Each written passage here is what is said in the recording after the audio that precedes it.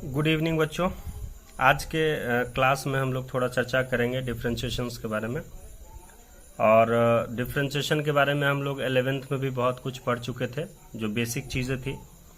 स्वाभाविक तौर से जब हम 12th की चीज़ें पढ़ेंगे तो हमको वो सारी बातें याद करनी पड़ेंगी जो 11th में हमने पढ़ा था।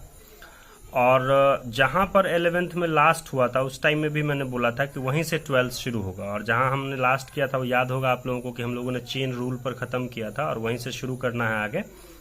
तो आज हम आपको इतना स्टार्ट बताते हैं जिससे आप डिफरेंशिएशन का स्टार्ट 12th वाला कर सकते हैं। तो जिसकी शुरुआत करते हैं यहाँ से कि डिफरेंशिएशन में जो सबसे पहले बेसिक फार्मूलेज हैं हमारे सिलेबस में, जो हम लोग चर्चा भी कर चुके हैं, तो उनकी बात कर लें तो पहला फार्मूला हमारा यही है। ट्रिग्नोमेट्रिक फंक्शन में साइन एक्स का डिफरेंशिएशन है कॉस एक्स, कॉस एक्स का differentiation minus sine x, tan x का sec square x, cot x का माइनस कॉसेक स्क्वायर एक्स, और सेक एक्स का sec x tan x, cosec x का minus cosec x into cot x. हम याद भी दिलवाए हुए थे कि इसमें कॉस वाला एक, कॉट वाला एक और कॉसेक वाला एक, तीनों जो है ये सी से शुरू होता है। और सी वाले में क्या करते हैं हम लोग, तो तीनों में माइनस लगा देते हैं। ये याद रखने के लिए बताए थे। इन 6 ट्रिग्नोमेट्रिक फंक्शंस के अलावा ये एक बहुत काम का है 7 number x to the power n वाला। हम आपको बताए भी थे कि ये स्पेशली तब यूज होता है जब हमको x के ऊपर में कोई भी पावर दिया रहे। एग्जाम्पल के लिए अगर आपसे पूछा जाता है कि x टू द पावर 5 का डिफरेंशिएशन क्या होगा, तो आप क्या बोलिएगा, 5x to the power 5 minus 1 इस फॉर्मूला से।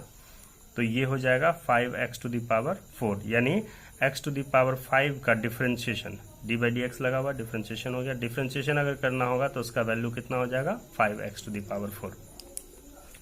इसी फॉर्मूले से निकला हुआ ये रूट एक्स का फॉर्मूला है। रूट एक्स का 1/2 रूट एक्स। हम लोग 11th में इस सब पर बहुत डिटेल में चर्चा भी किए थे। यहाँ कांस्टेंट का डिफरेंशिएशन हो जाएगा 0।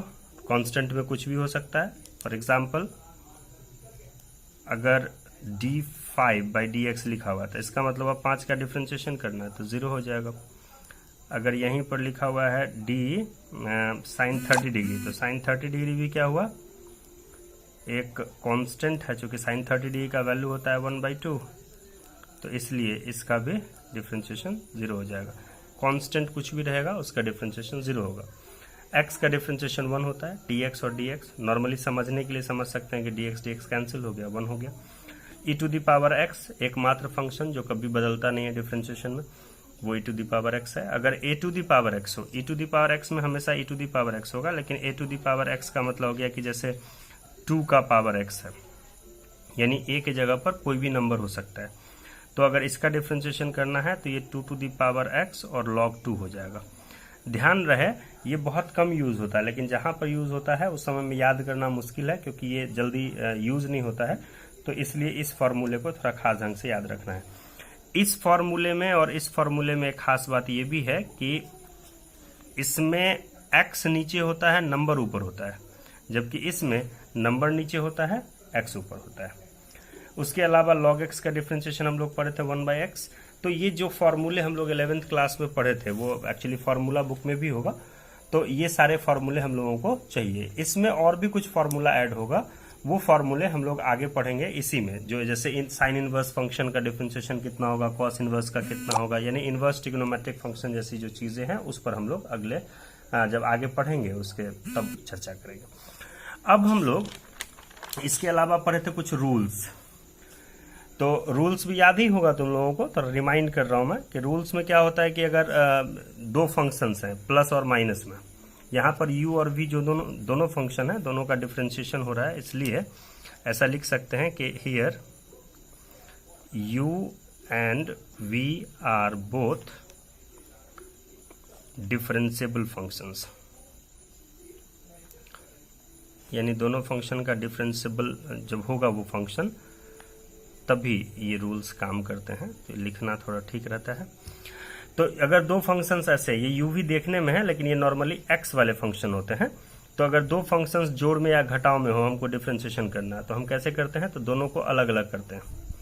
u का अलग होगा, v का अलग होगा। अगर बीच में प्लस होगा तो प्लस डालेंगे, माइनस होगा तो माइनस डालेंगे। दूसरा रूल हम लोग पढ़े थे कि अगर कोई कांस्टेंट होगा किसी फंक्शन के साथ तो कांस्टेंट को बाहर करेंगे और फंक्शन का डिफरेंशिएशन करेंगे। फिर तीसरा पढ़े थे गुना वाला, कि एक का डिफ्रेंशिएशन करेंगे गुना में दूसरा वाला फंक्शन, फिर प्लस, फिर पहला वाला फंक्शन डिफ्रेंशिएशन में दूसरा वाला फंक्शन। और एक और अंतिम फार्मूला हम लोग पढ़े थे u बाई वी वाला, इस रूल में कि प्लस की तरह ही होता है, इसमें प्लस हो जाता है गुना वाले में, इसमें माइनस होता है, और नीचे में इसमें एक्स्ट्रा बढ़ जाता है वी स्क्वायर। हम लोग सब पर क्वेश्चन भी किए हुए हैं, तुरंत याद भी आ जाएगा, क्योंकि मैं सब पर एक एक एग्जाम्पल भी चर्चा किया हूँ। इन सब चीजों के बाद लास्ट में हम लोग चेन रूल पढ़े हुए थे, तो चेन रूल सबसे लास्ट में पढ़े थे, और यहीं से हम लोग यहाँ पर शुरू करेंगे 12th में। तो पहले जो 4 ये रूल्स हम लोग पढ़े हैं ऊपर में, इन चारों पर कुछ कुछ क्वेश्चंस देख लेते हैं। कि जैसे यहाँ पर y बराबर दिया हुआ है एक्स क्यूब और प्लस कॉस एक्स, और हमको जानना है कि इसका डिफ्रेंशिएशन कितना होगा। तो डिफ्रेंशिएशन का मतलब क्या होता है, दोनों तरफ डी बाई डी एक्स लगाना। तो वही काम हम किए हैं, y में भी डी बाई डी एक्स लगा दिए हैं, और इधर वाले फंक्शन में भी डी बाई डी एक्स लगा दिए।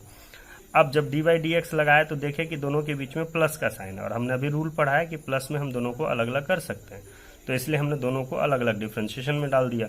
अब एक्स क्यूब का डिफ्रेंशिएशन, तो वो x का पावर n वाला जो फॉर्मूला है उस फॉर्मूला से कर लेंगे, जो यहाँ पर ये फॉर्मूला है। तो एक्स क्यूब का हो जाएगा 3x स्क्वायर, और cos x का डिफ्रेंशिएशन होता है माइनस साइन एक्स, तो कुल मिला के 3x स्क्वायर और माइनस साइन एक्स इसका डिफ्रेंशिएशन हो गया। इसी तरीके एक दूसरा और लेते हैं, जैसे y बराबर है एक्स क्यूब माइनस 4x, हमको इसका डिफ्रेंशिएशन करना है। ये जानबूझ करके मैंने पीछे वाला प्लस लिया था, यहाँ पर माइनस लिया है, कि प्लस में और माइनस में सेम ही है। अब माइनस है तो दोनों अलग अलग हो जाएगा, लेकिन मैंने अभी ये भी बताया है कि x वाले के साथ अगर कांस्टेंट वाला रहेगा तो कांस्टेंट बाहर हो जाएगा, सिर्फ x वाले का डिफ्रेंशिएशन होगा। तो ये भी चीज इसमें समझाने के लिए मैंने ऐसा एग्जांपल लिया कि एक्स क्यूब का डिफ्रेंशिएशन जो है वो 3x स्क्वायर हो जाएगा, और इसमें 4 आ जाएगा बाहर। तो जब 4 बाहर आ जाएगा तो सिर्फ x का डिफ्रेंशिएशन होगा, जो कि 1 होता है, तो 3x स्क्वायर माइनस 4 इसका आंसर हो जाएगा। फिर हम लोग बात करते हैं अगर गुना वाले की, तो याद आ जाएगा तुरंत कि अगर गुना में कोई फंक्शन हो तो एक फंक्शन का डिफ्रेंशिएशन, फिर गुना में दूसरा वाला फंक्शन, फिर प्लस में पहला वाला फंक्शन, और गुना में दूसरे का differentiation. x to the power 4 का फिर उसी फॉर्मूला से 4x क्यूब हो जाएगा। साइन x का डिफ्रेंशिएशन नहीं करना है, इसलिए साइन x सीधा आ गया। फिर x4 का नहीं करना है, ऐसे आ गया, लेकिन यहाँ पर साइन का डिफ्रेंशिएशन करना है तो cos x हो गया। दोनों में से जो कॉमन था निकाल लिए, आंसर हो गया। फिर अंतिम आता है चौथे रूल पर।